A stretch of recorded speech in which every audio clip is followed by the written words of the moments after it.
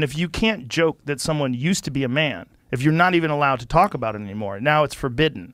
And you get in trouble for even questioning it. That seems kind of crazy. It seems kind of crazy when someone like really looks like a man and you can't even say that anymore. Like you're not allowed to bring it up. Like, okay, this swimmer from Penn State that's dominating and crushing records and just won the NCAA, just won. Yeah. Number one. Was number 400 something as a male. Yeah. Was swimming as a male a fucking year ago. Becomes a woman. Mm-hmm. And now is number one. If you can't joke about that, you can't say, well... Did she go the full chop? No. Well, that's... Well, here's another thing. I'm sorry, that's... There's an issue there, right? But what is going on? Like, you know, first of all, you have, like, you've gone through your entire puberty.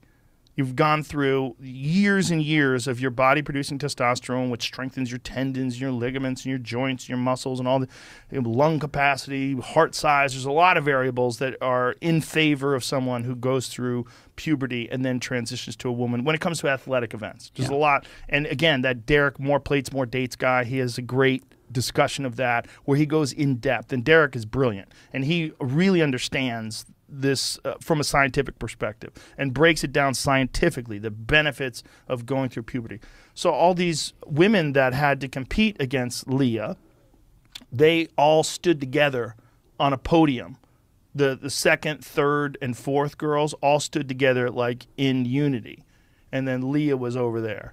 So she's in the number 1 position, and they all stood together in the number 3 position.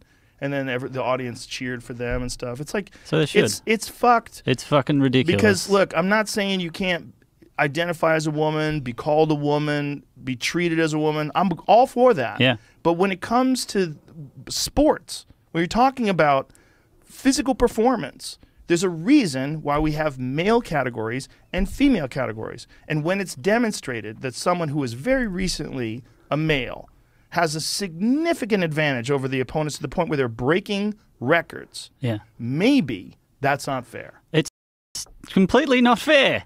And it's not fair to... Maybe you should be able to talk about that. Maybe you should. Maybe we should bring it up, address it, when she's beating them by a full lap. Here's another point. Maybe that's causing more harm to the transgender cause than it is good. Yeah. Because you're forcing this into society in a way that's going to make people resentful. Yeah, completely. And then there's some people that should be treated with dignity and respect that transition. They're now going to be considered in the same way that this person is considered, where they think of her as a cheater.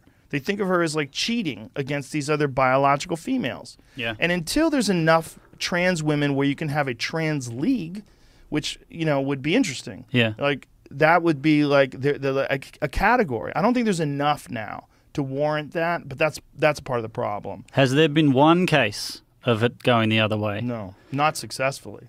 And the other issue is men have a prejudice against women doing comedy. Like, a lot of men don't necessarily want women to be funny and don't necessarily think of women as funny. Are the comedians or audience, do you think, audience. in general? I think audience. Really? I think this is general men, like, oh, chicks aren't funny. I think that is a prejudice that no man says guys aren't funny, right? Yeah, okay. Yeah. If they do, they're posers. Yeah. They're just trying to fuck some girls, and they probably have a little dick, and they're just like a male feminist, and I think men are terrible. I prefer women comedians. Yeah. Hannah Gadsby is my favorite. Like those type of guys, allegedly. Those guys exist. You know, those guys do exist. Those fucking those fiercely feminists they put in their Twitter bio. Like those fucking guys they're out there. But you know what those guys are. What do you think they think about the transgender athletes if they're fiercely feminist? Because they should be on the side of the 4 people that were standing there in arms, right? They should be. Yes, and if they're not, they're full of shit. Yeah. See, that's the only area where I have a problem with this whole movement. It's not the acceptance. It's the reason why we don't have males compete against women is that there's a benefit to testosterone. You know, it doesn't mean Serena Williams can't fucking kick my ass in a tennis game any day of the week. She absolutely She'd kick my ass in a lot of things. She'd probably beat me up. Probably.